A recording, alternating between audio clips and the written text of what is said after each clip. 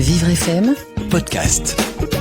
Avoir votre mine enjouée, Aude Alice. Bonjour Aude, vous allez bien? Bonjour. Avoir votre mine enjouée, on devine que vous allez nous faire l'humour. Mais comme tous les mardis, cher Benjamin.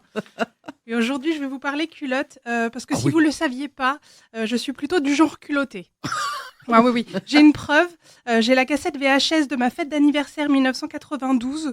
On voit très clairement une gamine me lancer l'invective suivante. : ouvrez les guillemets. Aude, on voit ta culotte. Eh ben ouais. Ouais. Et j'en étais fière et croyez quoi que j'allais fuir de honte. Non, c'est mon anniversaire, je montre ma culotte si je veux. Ça m'arrive encore très souvent aujourd'hui. C'est pas aujourd'hui votre anniversaire des fois? Non. C'est en août, vous avez tout raté. Non, en étudiant cette vidéo, j'ai une théorie. Moi, je pense que je montrais sans doute mes sous-vêtements en signe de protestation. Oui, car cette année-là, comme toutes les autres années, j'ai pas eu le cadeau que je voulais. Moi, ce que je voulais vraiment, moi, en dehors de tous les jouets de l'univers connu, c'était des culottes. Mais pas n'importe lesquelles. Moi, je voulais les culottes brodées au jour de la semaine. Vous savez, celles pour le lundi, pour le mardi. Moi, je trouvais ça hyper malin. On devrait faire ça pour les mois aussi, je pense. Oh non. La culotte pour janvier, pour février. Je fais déjà ça avec mes soutiens-gorge, donc je comprends pas. Je suis sûre que je suis pas la seule. Mais moi, j'ai jamais eu ces culottes. Mes parents n'ont jamais jugé utile de m'en acheter, et je crois qu'ils avaient raison, en fait, parce qu'ils ont sans doute compris que si je devais regarder mes fesses à chaque fois que je me demandais quel jour on était, ça allait pas aider mon égocentrisme, hein. Bon, là, je vous entends penser. Maintenant, je suis adulte, j'ai un budget culotte, donc je pourrais enfin réaliser mon rêve et les acheter. Mais depuis mon enfance, j'ai compris une chose. En fait, ces culottes, elles sont pas pour moi, parce que je déteste qu'on me dise comment m'habiller. Oui, je vous explique. Moi, je mets les vêtements que je veux. On est d'accord, quand je veux. Si je mets un pull en été, ça ne regarde que moi et mes odeurs.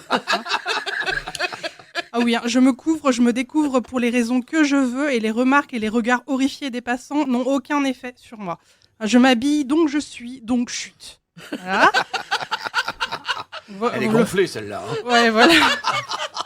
Vous l'aurez compris, je suis libre du tissu, alors je vais certainement pas laisser un jour de la semaine me dicter quelle culotte je dois mettre. Non mais... Bon là, je vous entends penser aussi, oui, effectivement, personne ne m'empêche de mettre le slip du mauvais jour si je veux. Ouais, je peux me lancer des défis, comme porter la culotte lundi, un dimanche, pour me faire une petite frayeur. Ou inversement, la culotte dimanche, un lundi, pour faire un pied de nez à l'église catholique et au système capitaliste. Un pied de nez avec une culotte, ça a de la classe. C'est effectivement très classe. Moi, je peux pas y arriver parce que je suis beaucoup trop obsédée par le contrôle. Moi, je suis du genre chaque chose à sa place et chaque jour à sa fesse. Là, ces culottes, elles risquent carrément de me monter à la tête parce qu'elles sont assez extensibles, quand même, parfois. Non, moi, je pense qu'il faut tout envoyer balader. Clairement, ça a déjà commencé. Voilà, cet été, à Aubais, dans le Gard, il y a eu le premier concours de lancer de culottes avec le pied. Oui. J'ai l'image. Ah, je vois ça, oui. Ça devait être beau, et le gagnant est reparti avec une bouteille de rosé pour trinquer à la démystification de l'intimité féminine. Je pense que ça devait être pour ça. Alors bravo les obésiens. Montrez l'exemple. Moi, je suis gonflée à bloc. Je suis pas loin de lancer un appel à une nouvelle révolution des sans-culottes. La seule révolution qui aurait pour effet de réduire les inégalités de genre et les mycoses vaginales. Vous le saviez, vous, que du Moyen-Âge au XVIIIe siècle, les femmes n'avaient rien sous leur robe? Ah non. Pas de culotte, pas de string dentelle, rien du tout. Quelle belle époque. Quelle belle époque. Comme quoi, la pudeur, c'est un petit peu comme le sable, c'est mouvant. C'est mouvant, et c'est pas hyper agréable quand ça rentre dans ton slip. Non, oula, je dis n'importe quoi, je m'emporte un peu. Parce que, comme je l'ai dit, moi, j'aime porter la culotte.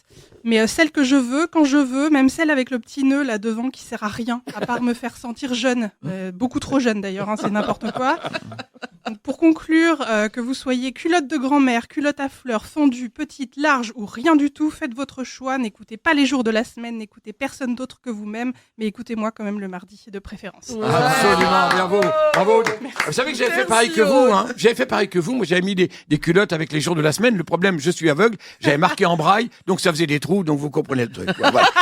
Compliqué, ouais. Alors, Aude, on vous retrouve évidemment tous les mardis sur Vivre FM, en podcast sur vivrefm.com et en spectacle. À partir d'octobre, les vendredis 21h30 à la Petite Loge à Paris. On ne manquera pas le rendez-vous. Merci Aude Alice. Merci. Vivre FM Podcast.